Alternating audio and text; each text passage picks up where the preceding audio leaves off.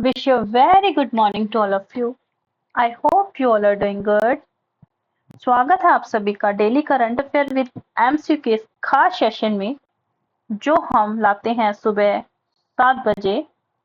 मैं हूं सिमरनजीत कौर और आज हम करने जा रहे हैं 12 जून 2025 के करंट अफेयर्स।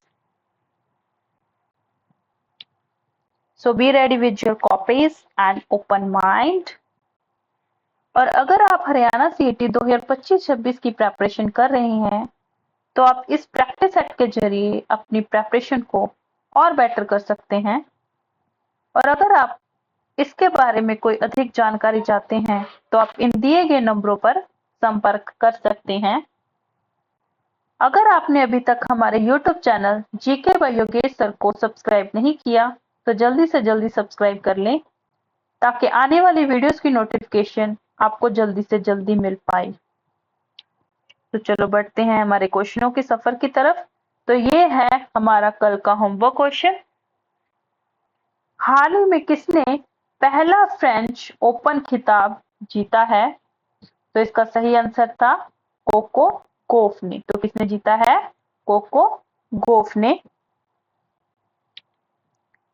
और सेकंड क्वेश्चन जो हमारा होमवर्क क्वेश्चन था, हाल ही में चौथी भारत मध्य एशिया वार्ता की मेजबानी कहाँ की गई? तो वो कहाँ पर की गई? तो वो की गई ऑप्शन बी हमारा बिल्कुल करेक्ट ऑप्शन था। तो वो की गई नई दिल्ली में। तो चौथी भारतीय मध्य एशिया वार्ता कहाँ की गई? वो नई दिल्ली इंडिया में की गई। और जो थर्ड वार्ता थी वो भी कहाँ पर की गई थी? वो भी इंडिया में की गई थी। तो चलो करते हैं शुरू हम आज के करंट अफेयर के साथ। तो आज का पहला क्वेश्चन है, हाल ही में राष्ट्रीय जड़ी बूटी एवं मसाला दिवस कब मनाया गया है? When was National Herbs and Spices Day recently observed? तो ये कब मनाया गया? 8 जून को, 10 जून को, 9 जून को या इनमें से कोई नहीं? तो राष्ट्रीय जड़ी बूटी एवं मसाला दिवस कब मनाया गया है? तो ये मनाया गया है 10 जून को। ऑप्शन बी हमारा बिल्कुल करेक्ट है। तो 10 जून को राष्ट्रीय जड़ी बूटी एवं मसाला दिवस मनाया गया है। तो हर साल हम 10 जून को national herbs and spices day मनाते हैं।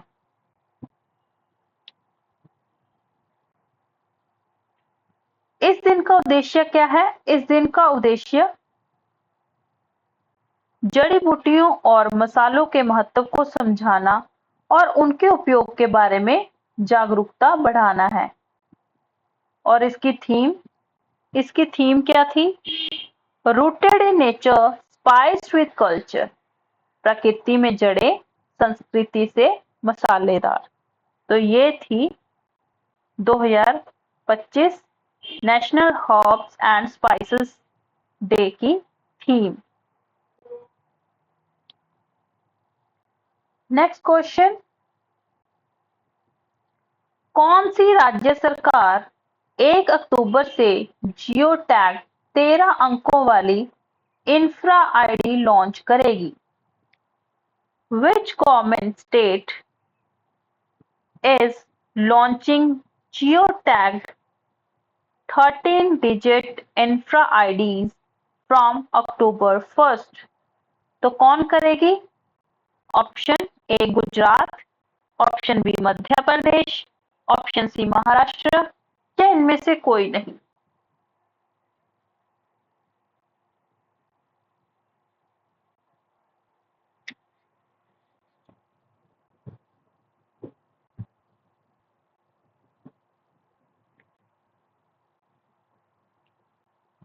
तो कौन सी राज्य सरकार करेगी?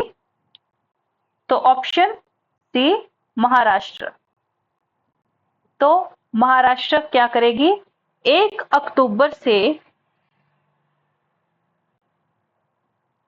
जियो टैग 13 अंकों वाली इंफ्रा आईडी लॉन्च करेगी। तो विशिष्ट आईडी में अब एक जियो टैग 13 अंकीय अल्फान्यूमेरिक होगा, जिसका उपयोग अब परियोजना को प्रशासनिक स्वीकृति मिलने के बाद प्राथमिक संदर्भ संख्या के रूप में किया जाएगा। तो ये है हमारे इंडिया का मैप और ये है महाराष्ट्र। तो अगर हम कुछ बातें महाराष्ट्र के बारे में कर ले तो महाराष्ट्र की जो राजधानी है वो है मुंबई। और इसकी स्थापना कब हुई थी? इसकी स्थापना 1 मई 1960 को मुंबई राज्य के विभाजन के बाद हुई थी। तो हर साल अगर हम देखें तो हर साल महाराष्ट्र डे कब मनाया जाता है? तो वो मनाया जाता है 1 मई को। क्यों? क्योंकि 1 मई 1960 को महाराष्ट्र की स्थापना हुई थी। और अगर भाषा की बात करें तो भाषा कौन सी बोली जाती है यहाँ पर? सबसे ज्यादा यहाँ पर मराठी भाषा बोली जाती है। और यहाँ पर प्रमुख स्थल अगर देखें तो कौन कौन से हैं? तो यहाँ पर है gateway of India, Ajanta Ellora की गुफाएं, शिवाजी महाराज जी का किला, शिरडी, महाबलेश्वर, लोनावला। और अगर हम प्रमुख त्योहारों की बात करें तो यहाँ पर गणेश चतुर्थी, गुड़ी पड़वा, दही हांडी, नवरात्रि ये सब मनाया जाता है। तो महाराष्ट्र की राजधानी कौन सी है? मुंबई। और इसकी स्थापना कब हुई थी? 1 मई 1960 को मुंबई राज्य के विभाजन के बाद हुई थी। तो अगर हम बात कर लें कि महाराष्ट्र डे हर साल कब मनाया जाता है तो वो 1 मई को मनाया जाता है। और अब यहाँ पर कौन सी भाषा बोली जाती है? यहाँ पर मराठी भाषा बोली जाती है। तो ये है हमारा इंडिया और ये है महाराष्ट्र की लोकेशन। बढ़ते हैं हमारे नेक्स्ट क्वेश्चन की तरफ। हाल ही में छठी NIIF GC बैठक की अध्यक्षता की है। Who recently chaired the 6th NIIF Governing Council meeting? तो किसने की है अध्यक्षता? धर्मेंद्र प्रधान जी ने, निर्मला सीतारमन जी ने, डॉक्टर S जयशंकर जी ने, या इनमें से कोई नहीं? तो किसने इनकी अध्यक्षता की है?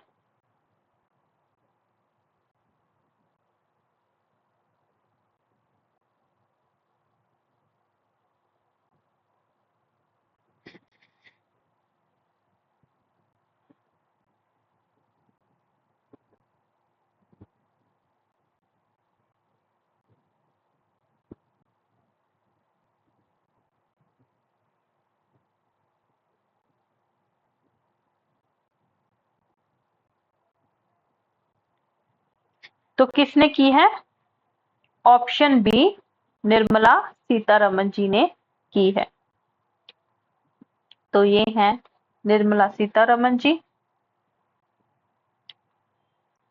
तो केंद्रीय वित्त एवं कॉरपोरेट कार्य मंत्री निर्मला सीतारमन जी ने नई दिल्ली में राष्ट्रीय निवेश एवं अवसंरचना कोष लिमिटेड की गवर्निंग काउंसिल की छठी बैठक की अध्यक्षता की है। कितनवीं कौन सी बैठक थी? छठी। तो इसका फुल फॉर्म क्या है? NIIF की national investment and infrastructure fund. तो इसकी फुल फॉर्म क्या है? National investment and infrastructure fund.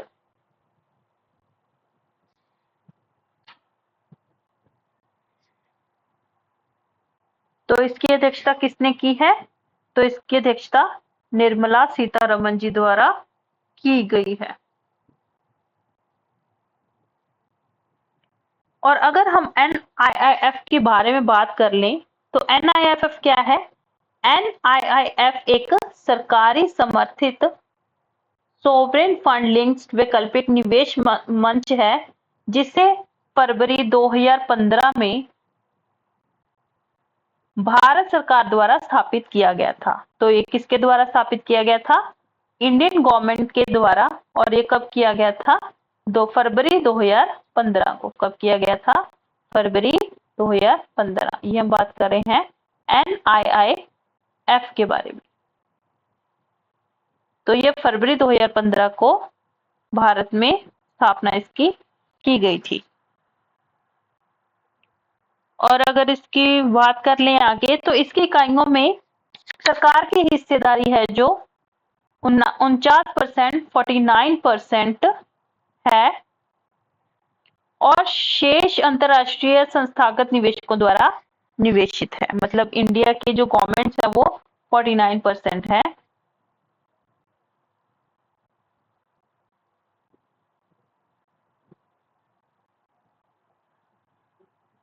तो NIIF से भारत में दीर्घकालीन इंफ्रास्ट्रक्चर निवेश को राजनीतिक रूप से बढ़ावा देने के लिए सरकार समर्थित वैश्विक साझेदारों के साथ एक मजबूत और विविधित फंड मॉडल तैयार किया है। इसकी 4 फंड संरचना, अंतरराष्ट्रीय भागीदारी और बड़े वित्त पोषण योजनाएं इसे भारत के बुनियादी ढांचे और निवेश परिदृश्य में प्रमुख खिलाड़ी बनाती हैं। तो अगर हम बात कर ले NIIF की, तो इसकी फुल फॉर्म क्या है? National investment and infrastructure fund. और इसकी स्थापना कब हुई थी? फरवरी 2015 को इंडियन गवर्नमेंट के द्वारा की गई थी। और अगर हमारे इंडियन गवर्नमेंट की साझेदारी देख ले तो इसमें कितनी है? 49%। बाकी अंतरराष्ट्रीय संस्थागत निवेशकों की साझेदारी निवेशक इसमें है। तो ये था NIIF के बारे में। तो बढ़ते हैं हमारे नेक्स्ट क्वेश्चन की तरफ। हाल ही में किस राज्य के मुख्यमंत्री ने विक्रम सौर ऊर्जा परियोजना का उद्घाटन किया है? Which state's chief minister recently inaugurated the Vikram Solar Energy Project? तो किसने किया है? गोवा ने, गुजरात ने, बिहार ने, या इनमें से कोई नहीं?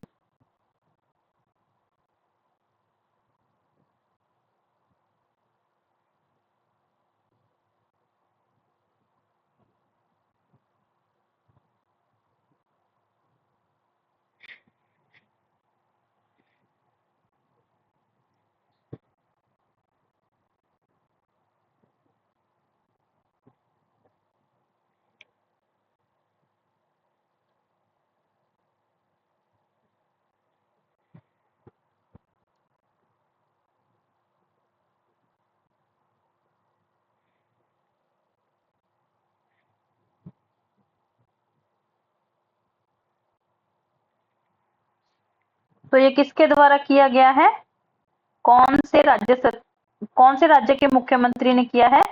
तो ये है ऑप्शन सी, बिहार के मुख्यमंत्री ने। तो ये है हमारे इंडिया का मैप, ये है बिहार की लोकेशन। तो यह पहल राज्य के जल जीवन हरियाली अभियान का एक हिस्सा है, जो पारंपरिक ऊर्जा स्रोतों से पर्यावरणीय क्षति को कम करने के लिए अक्षय और हरित ऊर्जा को बढ़ावा देता है। तो ये किसके द्वारा, कौन से राज्य सरकार के द्वारा किया गया है? तो ये किया गया है बिहार की राज्य सरकार के द्वारा।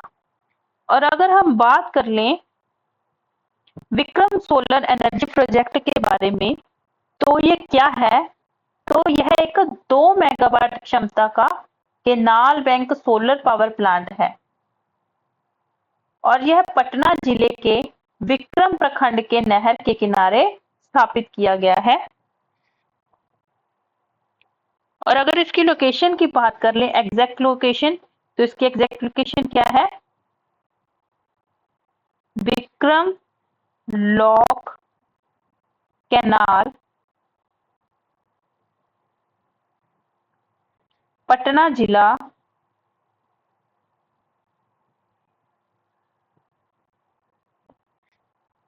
बिहार। तो ये है इसकी एग्जैक्ट लोकेशन।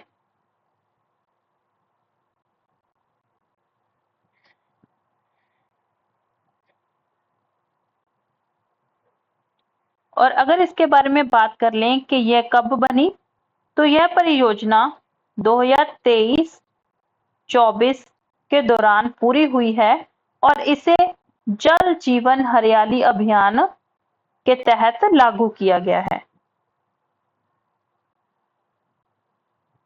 और ये क्यों बनाई गई है?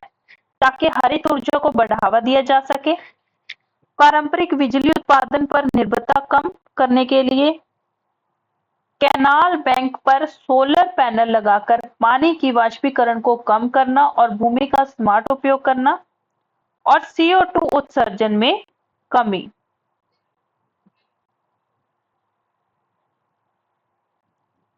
तो ये था हमारा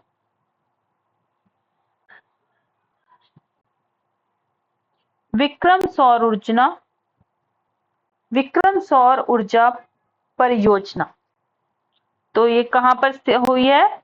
ये बिहार में। तो ये है हमारे इंडिया का मैप और ये है बिहार की लोकेशन। तो बढ़ते हैं हमारे नेक्स्ट क्वेश्चन की तरफ।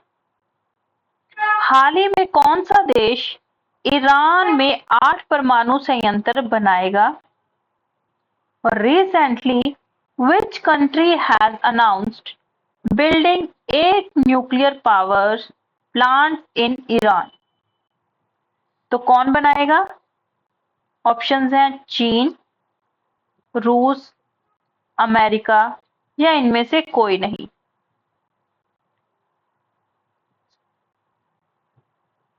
तो ये कौन बनाएगा? तो ऑप्शन है हमारा बी, ऑप्शन बी रूस। तो ये है रूस का मैप।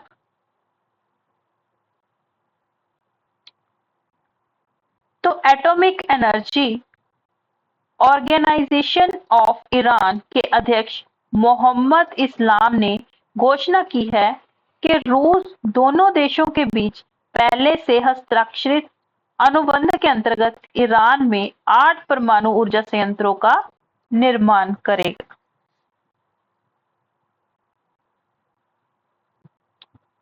तो बढ़ते हैं हमारे नेक्स्ट क्वेश्चन की तरफ। हाल ही में किसे उप सेना प्रमुख रणनीति नियुक्त किया गया है? Who has recently been appointed as the Deputy Chief of Army Staff? तो किसे किया गया है? राजीव घई को, प्रताप सोलंकी को, भगवंत सिंह जी को या इनमें से कोई नहीं। तो किसे नियुक्त किया गया है?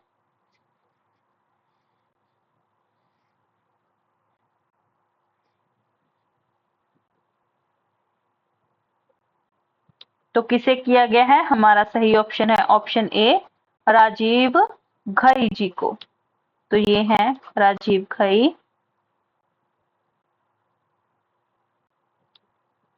तो भारतीय सेना के शीर्ष नेतृत्व में एक महत्वपूर्ण बदलाव के तहत लेफ्टिनेंट जनरल राजीव घई को सेना उप प्रमुख रणनीति deputy chief of army staff strategy के पद पर नियुक्त किया गया है। यह पदभार उन्हें सेना की संचालन और खुफिया निदेशालयों की निगरानी का उत्तरदायित्व सौंपता है, जो भारतीय सेना की सबसे राजनीतिक दृष्टि से महत्वपूर्ण शाखाओं में से हैं। तो ये है हमारे लेफ्टिनेंट जनरल राजीव घई जी।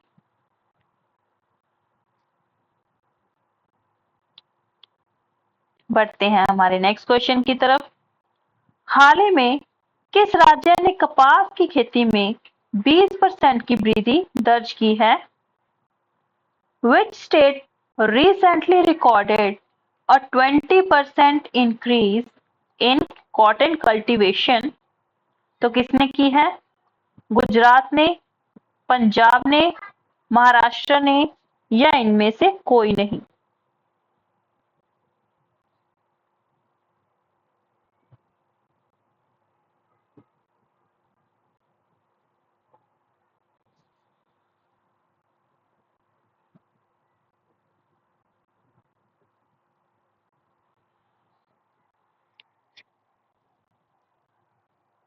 तो किसने की है?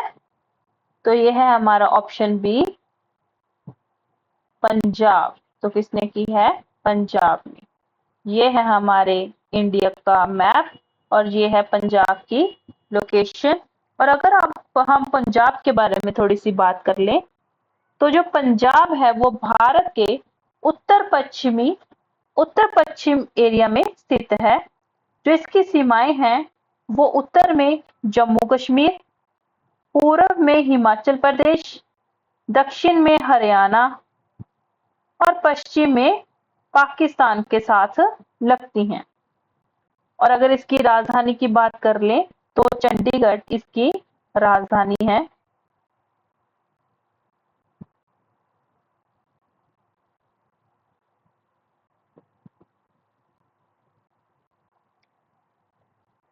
तो ये है पंजाब।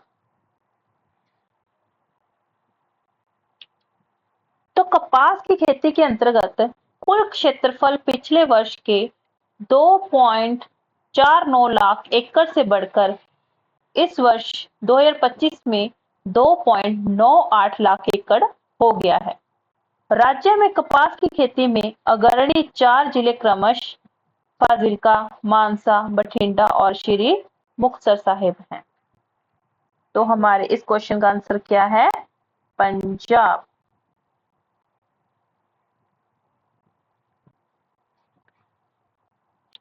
बढ़ते हैं हमारे नेक्स्ट क्वेश्चन की तरफ।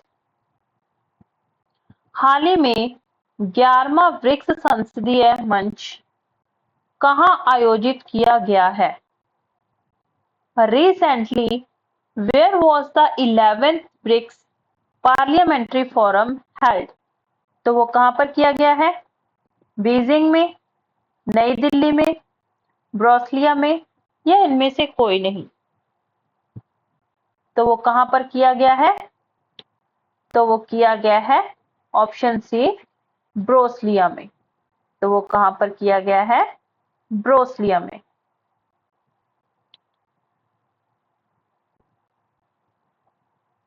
तो ये है ब्रोसिलिया और जो है ब्राजील के अंदर। तो ये है लोकेशन ब्रोसिलिया की।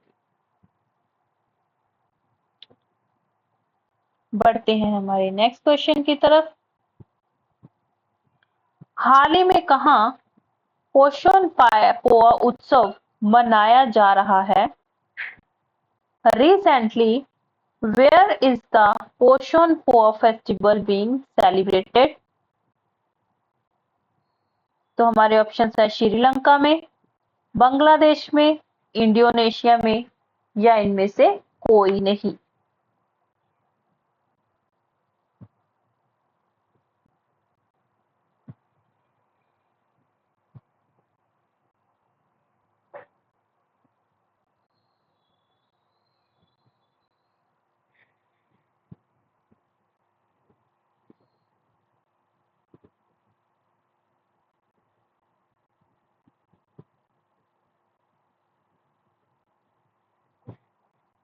तो कहां पर मनाया जा रहा है? तो ऑप्शन ए, श्रीलंका में मनाया जा रहा है। तो ये है श्रीलंका का मैप। तो श्रीलंका में पवित्र पोषण उत्सव मनाया जा रहा है जो 2000 वर्ष पहले बौद्ध धर्म के ऐतिहासिक आगमन का प्रतीक है। तो अगर हम पोषण पोआ के बारे में थोड़ी सी बात कर लें तो पोषण पोआ क्या है? पोषण पोआ, जिसे पोषण त्योहार भी कहते हैं, बौद्ध धर्म का एक महत्वपूर्ण पर्व है। तो ये बौद्ध धर्म का महत्वपूर्ण पर्व है। तो यह उस दिन मनाया जाता है जब ब्रिटेन के राजा अशोक के पुत्र अरहंत महिंद थोरो ने 236 ईसा पूर्व में श्रीलंका में बौद्ध धर्म का प्रचार शुरू किया था। यह जून के पूर्ण चंद्रमा पर पड़ता है और बैसाख के बाद यह दूसरा सबसे महत्वपूर्ण बौद्ध पूर्व है। ये कब और कहां मनाया जाता है? यह हर वर्ष जून के पूर्णिमा पोआ पर मनाया जाता है और आमतौर पर जून की शुरुआत के बीच में जो शुरुआत से बीच तक की है मनाया जाता है। और अगर इसके मुख्य केंद्रों की बात कर लें तो इसके मुख्य केंद्र हैं महिंतले और Anuradhapura.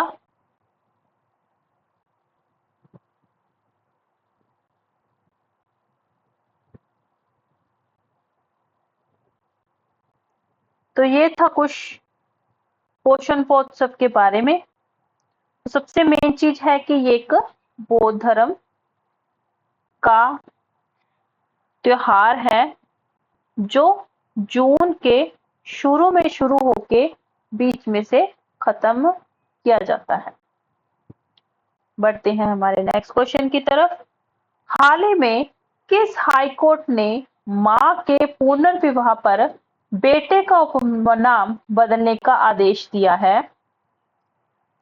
Which High Court recently ordered the change of son's surname following his mother's remarriage? तो कौन सी हाई कोर्ट ने किया है ये? पटना हाई कोर्ट ने, मुंबई हाई कोर्ट ने, मद्रास हाई कोर्ट ने या कलकत्ता हाई कोर्ट ने? तो ये किसने किया है? तो ये किया है option D, Calcutta high court के द्वारा। तो क्या किया कलकत्ता हाई कोर्ट ने? कलकत्ता हाई कोर्ट ने यह कहा है कि मां के पुनर्विवाह पर बेटे का जो उपनाम है उसका बदलने का आदेश दिया है। तो जो कलकत्ता उच्च न्यायालय ने एक नाबालिग लड़के के जन्म प्रमाण पत्र पर उसका उपनाम बदलने की अनुमति देते हुए कहा कि कोलकाता नगर निगम के रिकॉर्ड में नाम बदलने का प्रावधान उपनाम बदलने के लिए भी सही है। तो किसने कहा है ये? Kolkata high court. Kolkata high court के द्वारा ये बात बोली गई है। बढ़ते हैं हमारे नेक्स्ट क्वेश्चन की तरफ। हाल ही में F22 में किस राज्य ने 51% FDI आकर्षित किया है? Which state recently attracted 51% of India's foreign direct investment in FY25? तो हमारे ऑप्शंस हैं महाराष्ट्र, कर्नाटक, उपयुक्त दोनों या इनमें से कोई नहीं।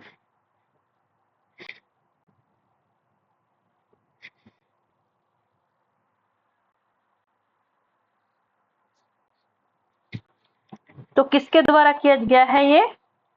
महाराष्ट्र और कर्नाटक दोनों के द्वारा। तो हमारा ऑप्शन नंबर सी बिल्कुल करेक्ट आंसर है। तो ये है इंडिया का मैप और ये है महाराष्ट्र की लोकेशन और ये है कर्नाटका की लोकेशन। तो वित्त वर्ष 2025 में विदेशी निवेश आकर्षित करने में महाराष्ट्र और कर्नाटक भारत में सबसे आगे रहे।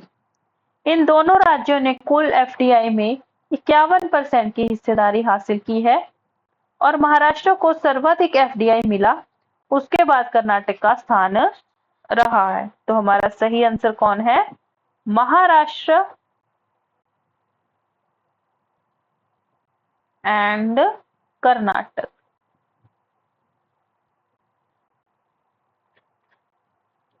बढ़ते हैं हमारे नेक्स्ट क्वेश्चन की तरफ।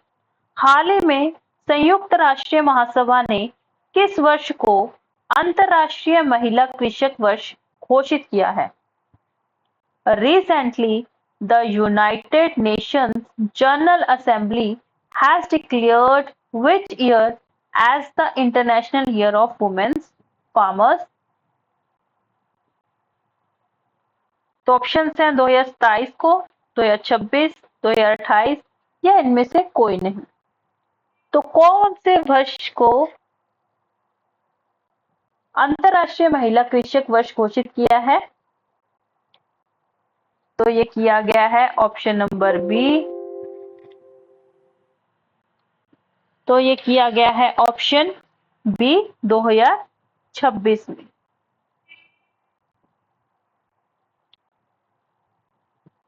Next question. हाल ही में भारत का पहला अंतरराष्ट्रीय कृषि हैकाथॉन कहां संपन्न हुआ है? Where was India's first international agriculture hackathon recently held? तो ये कहां पर हुआ है? हमारे ऑप्शन है जयपुर में, पुणे, भुवनेश्वर या इनमें से कोई नहीं।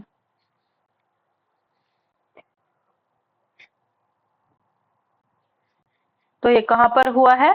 तो हमारा राइट ऑप्शन बी, पुणे में।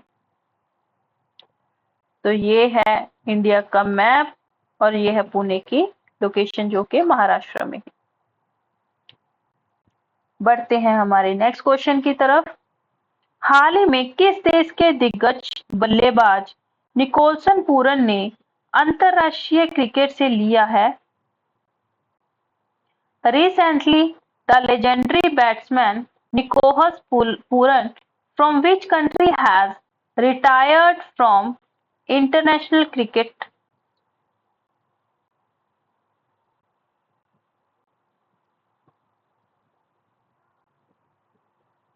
तो हमारे ऑप्शन है श्रीलंका, जिम्बाब्वे, वेस्ट इंडीज या इनमें से कोई नहीं। तो हमारा सही आंसर है ऑप्शन सी, वेस्ट इंडीज।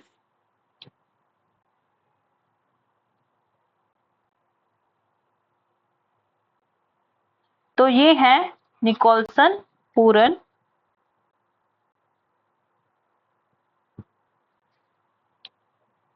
तो वेस्ट इंडीज के विस्फोटक बल्लेबाज निकोलसन पूरन ने सिर्फ 29 साल की उम्र में अंतरराष्ट्रीय क्रिकेट से संन्यास लेने का ऐलान कर दिया है। बढ़ते हैं हमारे नेक्स्ट क्वेश्चन की तरफ। हाल ही में कहां 11.4 एकड़ में देश का पहला अत्याधुनिक ई वेस्ट इको पार्क बनेगा? Recently, where will the country's first state-of-the-art e-waste eco park be built on 11.4 acres of land? तो ये कहां पर बनेगा? मुंबई में, कोलकाता में, कोलंबी कला में या इनमें से कोई नहीं। तो 11.4 एकड़ में देश का पहला अत्याधुनिक ई वेस्ट इको पार्क कहां पर बनेगा?